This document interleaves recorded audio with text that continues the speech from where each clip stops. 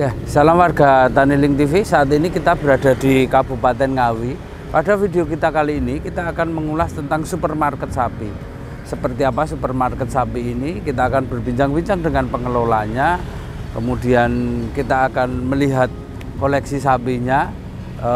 Seperti kita ketahui bersama bahwa sebentar lagi juga akan Hari Raya Idul Adha atau Hari Raya Kurban. Jadi ini merupakan video spesial untuk menyambut Hari Raya Idul Adha. Jadi terus ikuti video ini sampai selesai. Jangan lupa untuk like, komen, dan subscribe di channel Taniling TV. Dan tentunya download aplikasi Taniling di Play Store.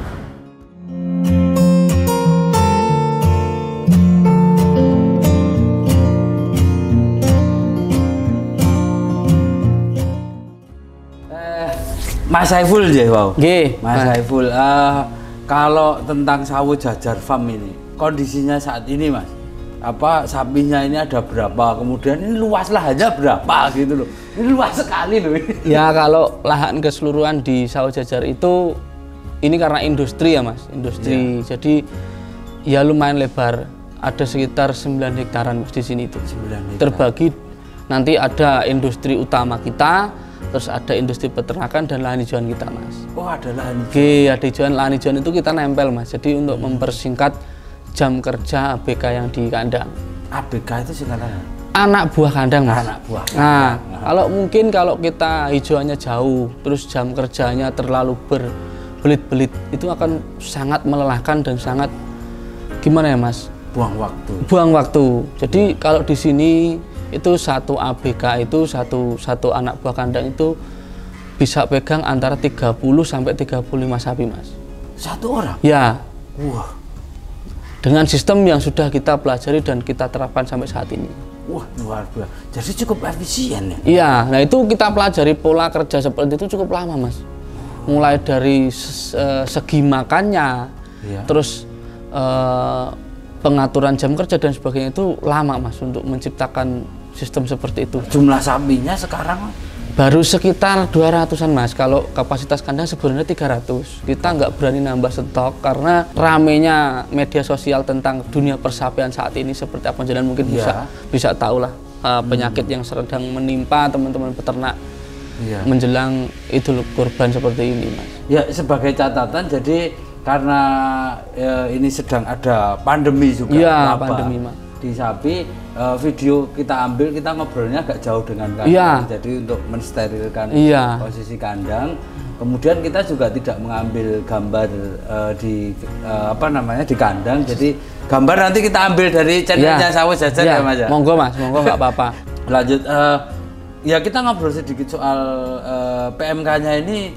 Kalau dampaknya seperti apa sih? Kami kan juga kalau cerita-cerita dari teman-teman yang sudah mengalami ya, Mas, itu awal mulanya sapi nggak mau makan, terus mulutnya berbusa, terus keluar lendir kayak kalau kita itu seperti manusia itu flu ya, Mas.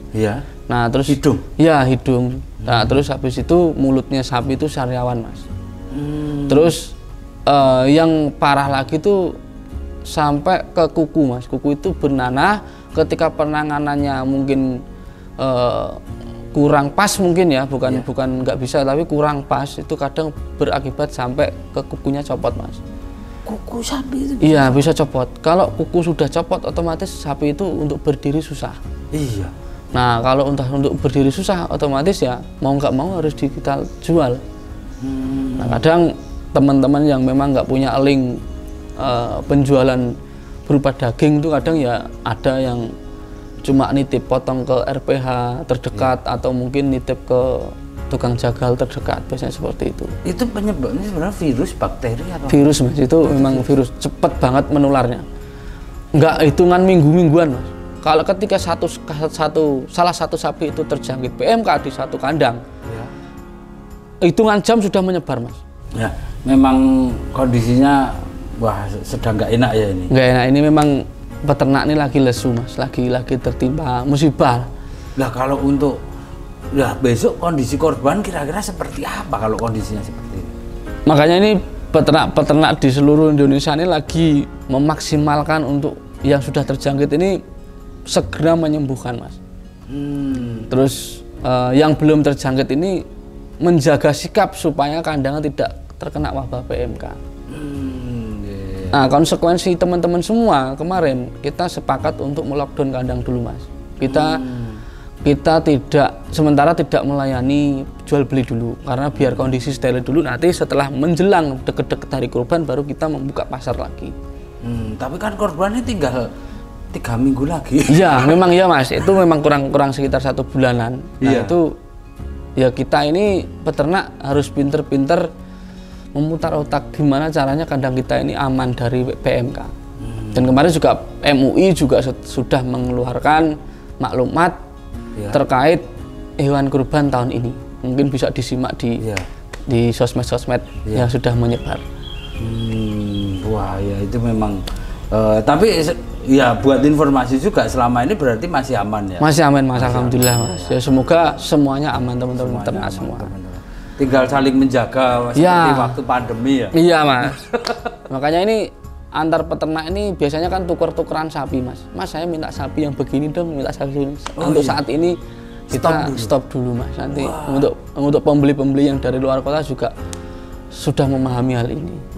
Mending nanti yang sudah terlanjur booking beli ya kita tetap layani Mas. Dan kita sebagai pelaksana ya Mas, pelaksana itu gimana, kita yang menyediakan hewan kurban, ketika hewan kita sudah dibayarin dengan orang, kita harus bisa konsekuen menjaga dan merawat sapi yang sudah terjual. Nah kalau memang ada trouble dengan sapi yang sudah dipilih dengan sohibul kurban ya kita harus wajib mengganti. Nah konsekuensi kita kan seperti itu Mas. Saya sudah bikin woro-woro dari jauh-jauh hari juga, monggo teman-teman semua yang memang berkeinginan kurban tahun ini mau booking dari jauh-jauh hari biar bisa milih sapi yang diinginkan sesuai kriteria, sesuai dengan hati nuraninya, monggo belanja di kita dengan kita fasilitasi bebas biaya rawat, bebas biaya transportasi dan juga bebas dari kerugian kalau bisa. Karena ya tadi yang saya omongkan, ketika sapinya trouble, kita akan ganti dengan sesuai dengan nominal yang telah dikeluarkan dari sohibul kurban. Belinya semuanya bobot timbang ya Mas. Per kilo sekian, ketemunya sekian. Nanti kita akan sediakan sapi yang. Tapi kalau pemesanan, Mas, jadi dengan sebelum banyak ini sapi, orang kalau milih itu lewat medsosnya Sawo Jajar berarti bisa Mas. Pakai IG ada kemarin. Ada IG-nya ada, YouTube-nya ada. Ada, di situ ada kontak person saya. Bisa WA nanti mau pilih yang kita sudah berupa file. Nanti kita akan kirim spesifikasinya sapi yang akan sohibul kurban beli. Terus kalau datang secara langsung kita itu karena kapasitas kita lumayan banyak. Jadi kita di setiap sapi itu yang kita akan jual nantinya ada kode barcode-nya Mas. Jadi nanti akan dilayani dengan teman-teman yang di lapangan. Jadi ada umpamanya Mas, sapi ini harganya berapa ya? Kalau ada 10 tamu seperti itu, saya pusing Mas. Makanya kita fasilitasi untuk scan barcode di depan sapinya secara langsung. Jadi nanti ketika ada pengunjung isi buku tamu, minta email dan sebagainya, nanti bisa kita buka akses untuk tamu tersebut. Bisa scan barcode secara langsung. Ini menarik nih. Jadi apa yang kalau kemarin kan kita dapat informasinya brandingnya kan supermarket. Iya Mas. Harga sudah ada. Nah sekarang sudah ke digitalnya ya. Penjualannya sudah digital. Wah, malah justru diuntungkan ya berarti Sawo Jajar. Ya mohon maaf bukan masalah, tapi bahwa secara tidak langsung dengan adanya wabah PMK ini, dengan pergerakan Sawo Jajar di dunia online akhirnya jadi. Iya Mas, alhamdulillah banyak juga pesanan dari luar kota yang sudah masuk ke kami dan sudah banyak juga yang sudah terjual sapi-sapi kita. Ya dengan adanya Sawo Jajar ini semoga teman-teman yang peternak lokal yang mungkin susah, mungkin awalnya mungkin gini, sementing aku ngepeni sapi, tidak memikirkan penjualannya kemana, mau ke kurban atau mau ke daging atau bagaimana. Mungkin dengan adanya Sawo Jajar di Ngawi ini, teman-teman yang masih kesusahan bisa sharing-sharing bareng Mas dengan kita. Siapa tahu bisa tukar pikiran menjadi suatu solusi yang terbaik untuk peternakan kita Mas. Ya itu. Wah, yang jadi menariknya akhirnya penjualan online itu mengulang dari yang pandemi kemarin ya. Kalau pandemi kemarin kan barang-barang yang lain, ini sapi ya kita Enggak ini juga ya Mas. Jadi untuk mengurangi manipulasi sapi Mas. Jadi kalau kita ini jualan sapi ya bener-bener ada sapinya. Ya. Jadi semuanya sampai jauh-jauh dari Jakarta, Mas, aku mau beli sapi dengan bobot sekian. Iya. Terus sapinya mana? Sebentar saya teleponkan, saya kirimin video. Kalau sudah datang ya kita harus bisa lihat ya, ini kesampean, monggo silahkan pilih sapi-sapi yang di sini, sampai scan barcode, harganya masuk, sampai bayar ke kasir kita. Nah, gitu. Jadi sapinya ada. Iya. Sama jenengan kadang gini Mas, Mas aku minta tolong cariin sapi dong yang 1 ton up. Iya. Nah, sampai telepon orang lagi, telepon orang lagi, telepon orang lagi. Akhirnya dari tangan 1, tangan 2, tangan 3, tangan 4 jadi banyak yang ini. Jadi harganya nggak karuan. Iya. Kalau gitu. ini lebih langsung ya. Iya Mas ya. Iya. Jadi buat warga Taniling yang untuk persiapan korban, kalau masih ada butuh sapi, ini ada satu mekanisme penjualan yang cukup menarik. Jadi ke end user langsung bisa kontak, bisa lihat di channel YouTube-nya, di IG-nya juga ada.